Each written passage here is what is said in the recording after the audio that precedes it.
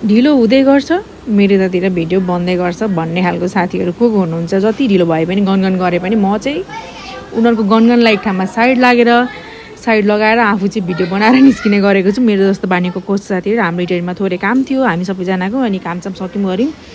अनि त्यस पछाडि साँझ परिसक्यो त के न के त खाएर जाउँ भन्ने कुरा भयो। अनि त्यस पछाडि हामी दुबो क्याफे एन्ड रेस्टोमा गयौँ। अनि त्यस पछाडि मेरो छोरोको चाहिँ लङ टाइम भइसकेको थियो, टाइम 2-3 घन्टा भइसकेको थियो। अनि त्यसरी डाइपर लिक भइसकेको थियो। अनि डाइपर चेन्ज गरिदिएर अनि लुगा पनि सब फोहोर बनाएर अनि त्यस पछाडि लुगा चेन्ज गरिदिएको।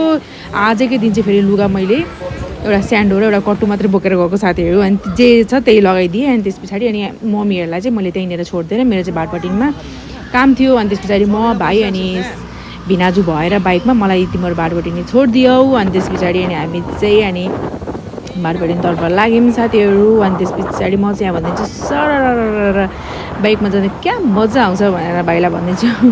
हामीहरू चाहिँ गफ गर्दै गर्छौँ, क्या मिठो हावा चलिरहेको साथीहरू, पानी पनि परिरहेको थियो। तर त्यसको त्यो पानी परेर पनि आनन्दको महसुस भइरहेको थियो साथीहरू। मेरो कामसाम सक्योहरू अनि म चाहिँ लागेँ साथीहरू घरतर्फ। Okay bye, thanks for watching, love you all.